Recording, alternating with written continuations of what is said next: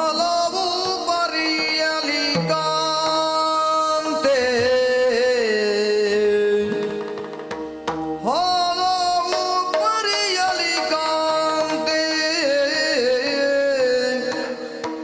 ನಿಜ ಕಾದಲಗೆ ಕರುಣವ ತೋರಿ ಚಿತ್ತವ ಒಲಿಸಲಾರದೆ ಬಂಧು ದರ್ಶನ ಪಾರವಶ್ಯದಲ್ಲಿ ಚಿತ್ತವ ಒಲಿಸಲಾರದೆ ಬಂಧು ದರ್ಶನ ಪಾರವಶ್ಯದಲ್ಲಿ ನಿಲಯವನು ಹೊರವಂಟಳಂಗನೆ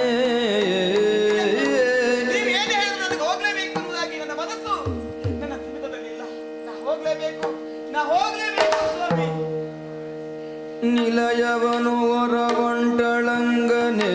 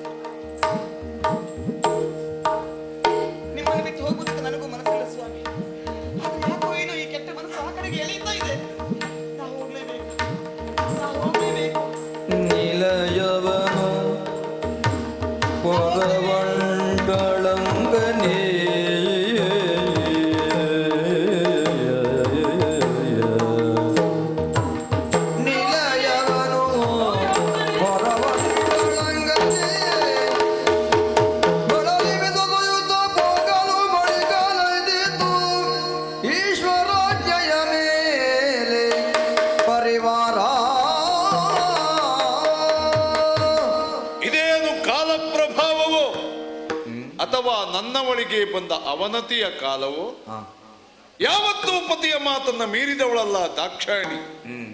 ಈ ಹೊತ್ತು ಅದನ್ನೂ ತಾತ್ಸಾರ ಮಾಡಿ ತವರಿನ ಸೆಳೆತಕ್ಕೊಳಗಾದಂತ ಆಕೆ ನನ್ನ ಮೌನವೇ ಸಮ್ಮತಿ ಎಂಬುದಾಗಿ ತಿಳಿದು ಪ್ರಾಚೀನ ಬರ್ರಿಗೆ ಹೋದಂತ ನನ್ನಾಕೆಗೆ ಅನಾಥ ಪ್ರಜ್ಞೆ ಮೂಡಬಾರದು. ಅದಕ್ಕಾಗಿ ಅವಳ ರಕ್ಷಣೆಗೆಂದು ನನ್ನ ಗಣಗಳನ್ನು ಅಲ್ಲಿಗೆ ಕಳಿಸುತ್ತೆ.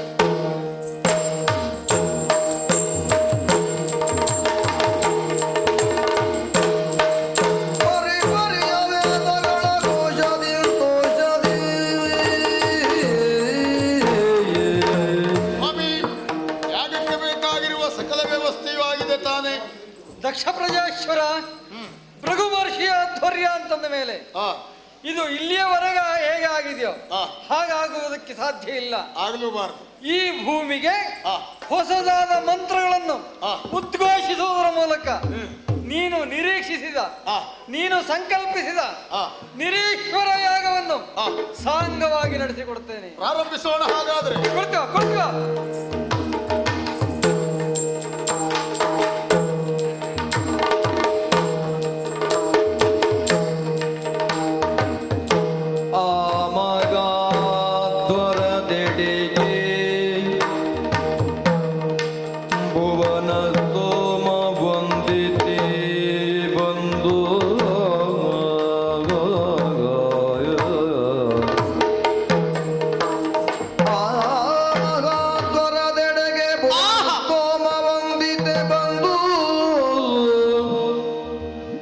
ಬಂಧು ಸ್ತೋಮ ತಾಯಿ ತಂದೆಯರನು ಕಾಣುತ್ತ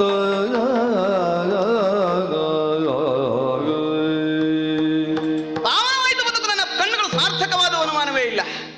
ಅದಲ್ಲದೆ ಹೋದ್ರೆ ಎಂತಹ ಯಾಗವಿದು? ಇಂಥದ್ದೊಂದು ಮಹಾಯಾಗವನ್ನು ಮಾಡುವುದಕ್ಕೆ ನನ್ನಪ್ಪ ದಕ್ಷನಿಂದ ಮಾತ್ರ ಸಾಧ್ಯ.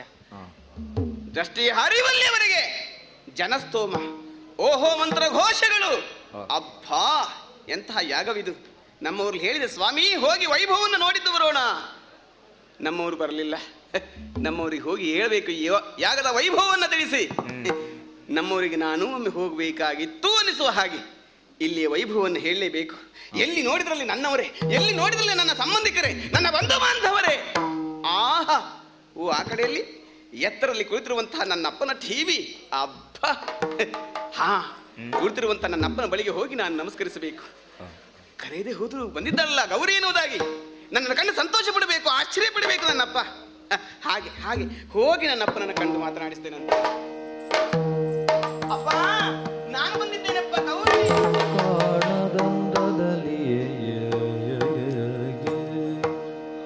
ಅಮ್ಮ ನಾನು ಬಂದಿದ್ದೇನಮ್ಮ.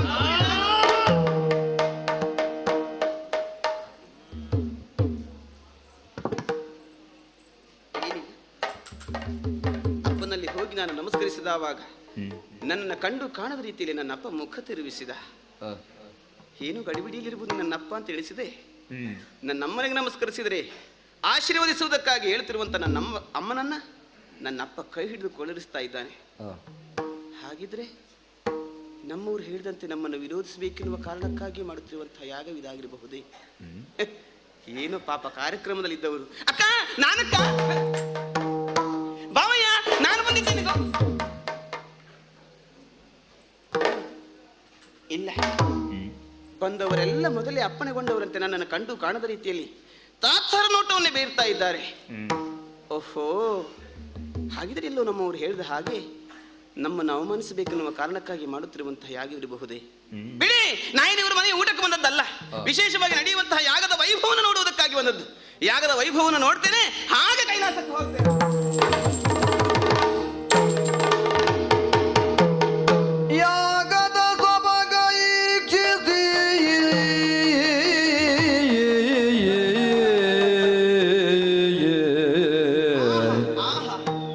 ಇಂದ್ರಾಯ ಸ್ವಾಗ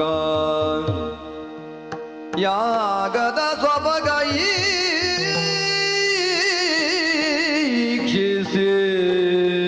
ಈ ಕಡೆಯಲ್ಲಿ ಇಂದ್ರ ಬರ್ತಾ ಇದ್ದಾನೆ. ಅಗ್ನಿಯೇ ಸ್ವಾಗ ಅಗ್ನಿ ಆಗಮನವಾಗ್ತಾ ಇದೆ. ಯಾಗದ ಸೊಬಗೀಕ್ಷಿಸಿ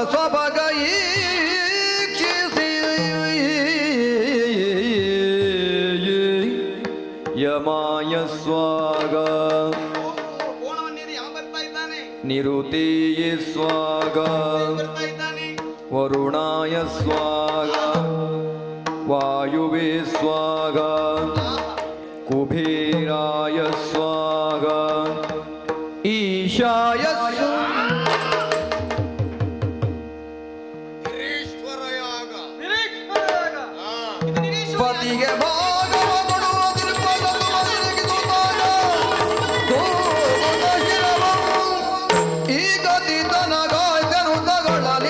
ಸಭೆಯೊಳಗೆ ಏತಗೆ ಬಂದೆನು ನಾನಿ ಪಾತಕಿ ಮಾಡುವ ಯಜ್ಞಕ್ಕೆ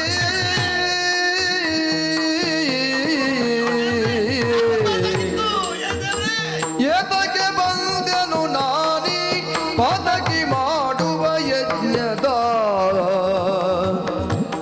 ರೀತಿಯೊಂದರಿಯದೆ ಬಂದಿದ್ದೆರನಾದುದಲ್ಲ. ಪತಿಗಳಿಗೆ ಚದುವಿನ ಭಾಗವ ಕೊಡದಿಗ ಪತಿಗಳಿಗೆ ತ್ರೈಲೋಕ್ಯದಿ ಚದುವಿನ ಭಾಗವ ಕೊಡದಿಯ ಮದಿಯುತ್ತರ್ಯಾರಿ ಬುದ್ಧಿಯು ಪಿತಗೆ ತಗೆ ಬಂತು. ಎತಗೆ ಬಂದೆನು ನಾನಿ ಪಾತಕಿ ಮಾಡುವ ಯಜ್ಞಕ್ಕೆ. ಅಷ್ಟದಿಕ್ಪಾಲಕರನ್ನ ಕಳೆದು ಹವಿರ್ಭಾಗವನ್ನು ಕೊಡುತ್ತಿರುವಂತಹ ಸಂದರ್ಭದಲ್ಲಿ ಇಂದ್ರ ಅಗ್ನಿ ವಾಯು ವರುಣೆಯವರನ್ನೆಲ್ಲ ಕರೆಕರೆದು ಹವಿಸ್ಸನ್ನು ಕೊಡ್ತಾ ಇದ್ದಾರೆ. ಕಡೆಯ ದಿಕ್ಕಿನ ಒಡೆಯನಾಗಿರುವಂತಹ ಮರಡ ಇನ್ನೇನು ಬರ್ತಾನೆ. ಆ ಸಂತಸದಲ್ಲಿ ನಾನಿರುವ ಸಂದರ್ಭಕ್ಕೆ ನನ್ನ ಅಪ್ಪ ಕೈ ಹಿಡಿದು ಹೇಳಿದಂತಹ ಮಾತು, ಇದು ನಿರೀಶ್ವರ ಯಾಗ, ಈಶನಿಗೆ ಆವೇಶಿಲ್ಲ. ಹಾಗಿದ್ರೆ ನಮ್ಮವ್ರನ್ನ ಅವಮಾನಿಸಬೇಕೆನ್ನುವ ಕಾರಣಕ್ಕಾಗಿ ನನ್ನಪ್ಪ ಇಂಥದ್ದೊಂದು ಯಾಗವನ್ನು ಕೈಗೊಂಡಿದ್ದಾನೆ.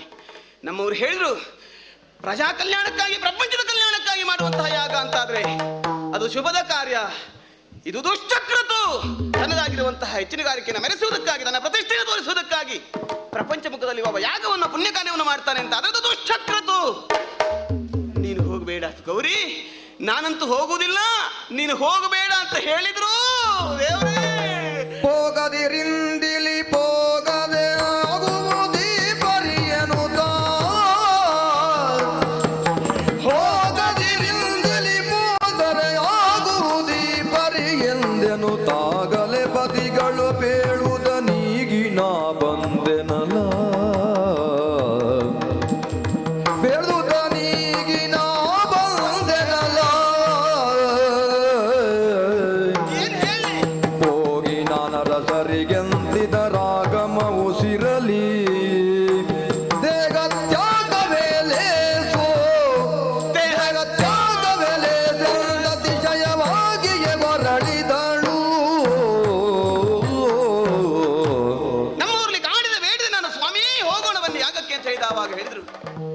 ಗೌರಿ ಅದು ದುಷ್ಟಕ್ರತು. ಹೋಗಕೂಡುದು. ಹೋದರೆ ಖಂಡಿತವಾಗಿ ನಿನಗೆ ಅವಮಾನವಾಗ್ತದೆ. ನಮ್ಮನ್ನು ಅವಮಾನಿಸಬೇಕೆನ್ನುವ ಕಾರಣಕ್ಕಾಗಿ ದ್ವೇಷ ಸಾಧನೆಗಾಗಿ ನಿನ್ನಪ್ಪ ಮಾಡುತ್ತಿರುವಂತಹ ಯಾಗವದು. ಬೇಡ ಬೇಡ ಅಂತ ಹೇಳಿದ್ರು ಅವರ ಮಾತನ್ನ ಮಿಕ್ಕಿ ಮೀರಿ ನಾನು ಬಂದೆ. ಗಂಡನ ಮಾತನ್ನ ಮೀರಿ ಬಂದಿರುವಂತಹ ಹೆಣ್ಣೊಬ್ಬಳಲು ಸಮಾಜದಲ್ಲಿ ಯಾವ ರೀತಿಯಾದ ಅವಮಾನಕ್ಕೊಳಗಾಗ್ತಾಳೆ. ಅದು ತವರು ಮನೆ ಆಗಿರಲಿ, ಯಾವ ಅರಮನೆಯೇ ಆಗಿರಲಿ, ಗಂಡನಿಲ್ಲದ ಹೆಣ್ಣಿಗೆ ಯಾವ ರೀತಿಯಾದಂತಹ ಅವಮಾನ ಅನ್ನೋದು ನನಗೆ ಈಗ ಅರ್ಥ ಆಗಿ ಹೋಯಿತು. ಅದೇನ್ ಮಾಡೋಣ, ತವರು ಮನೆ ಅಂತ ಯಾವ ಮುಹೂರ್ತದಲ್ಲಿ ನಾನು ಇಲ್ಲಿವರೆಗೆ ಬಂದಲ್ಲ. ಅಯ್ಯೋ ದೇವರೇ, ನಾ ಬರಬಾರ್ದಾಗಿತ್ತು.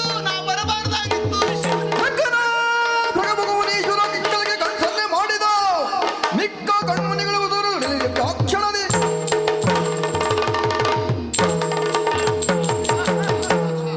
ಒಕ್ಕಿದವು ಗಿಡಿಗಂಗಳಲ್ಲಿ ಪ್ರಳಯಾರ್ಕ ಶಿವನ ಜ್ವಲಿಸಿ ನೋಡಿ ಕುರಲ್ಗಳನ್ನು ಸೋದು ತನ್ನ ನೋಡಲ್ಲ ಯಾಕ್ಷೆ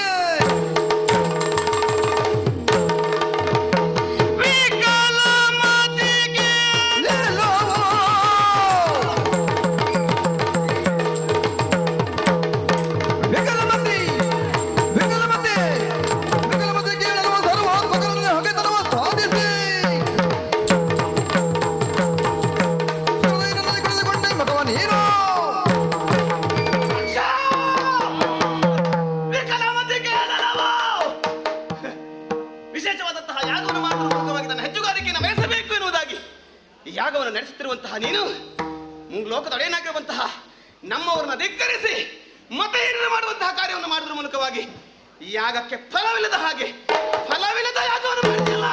ಏನು ಮಹಾ ನಿನ್ನ ಗಂಡ? ನನ್ನ ಗಂಡ ಏನು ಏನು ಮೃತ್ಯುವಿಗೆ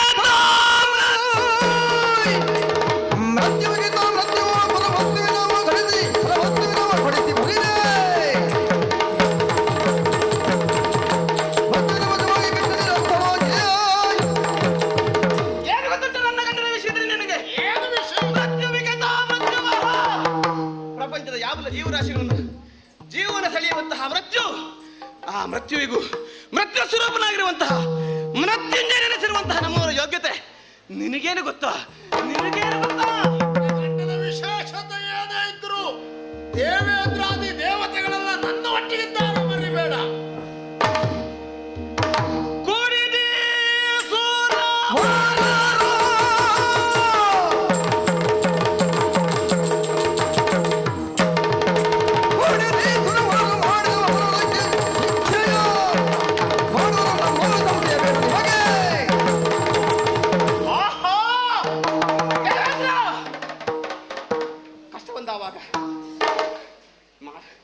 ಮಹಾದೇವ ಶಂಭೋ ಎನ್ನುವುದಾಗಿ ನಮ್ಮವರ ಕಾಲ್ಕಟ್ಟಿಕೊಳ್ಳುವ ನೀನು ಇವತ್ತು ಈ ದಕ್ಷ ಕೊಡುವ ಹವಸ್ಸಿನ ಲೆಕ್ಕವನ್ನು ಬಂದ ನೀನೇನು ಕೂಡಿದೆ ಸುರವರರು ಮಾಡಿರುವಂತಹ ಅಪರಾಧಕ್ಕೆ ಇಂದೆಲ್ಲ ನಾಳೆ ನಮ್ಮವರು ಸರಿಯಾದ ಶಿಕ್ಷೆಯನ್ನ ಕೊಟ್ಟೇ ಕೊಡ್ತಾರೆ. ಸಾಕು ಮಾಡೆ. ನೀನು ಎಷ್ಟೇ ಅಹಂಕಾರ ಪಟ್ಟರೂ ಸಹ ನಿನ್ನ ಈ ದೇಹ ನನ್ನಿಂದ ಆದದ್ದು ಎನ್ನುವುದನ್ನು ಮರಿಬೇಡ. ಸಾಕು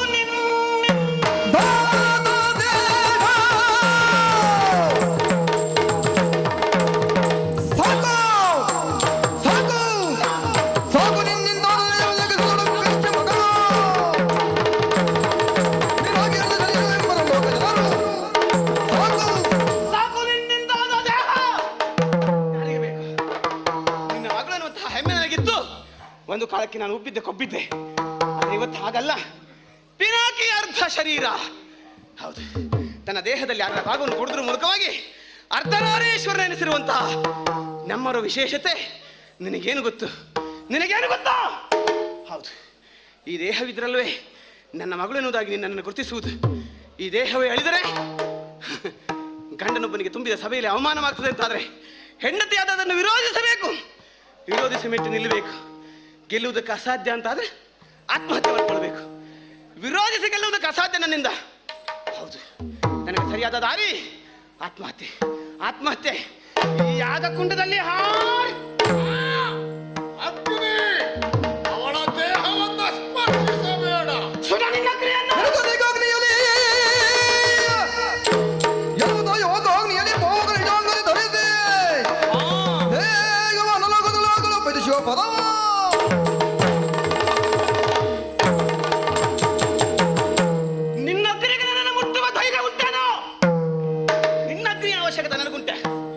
ನನ್ನಲ್ಲುಂಟು ಅಗ್ನಿ, ನನ್ನಿಲಿಯಲ್ಲುಂಟು ಅಗ್ನಿ, ನಿಟಿಲಾಕ್ಷಣವ ಅಲ್ಲ, ನನ್ನ ದೇಹದಲ್ಲುಂಟು ಅಗ್ನಿ, ಅದು ಯೋಗಾಗ್ನಿ.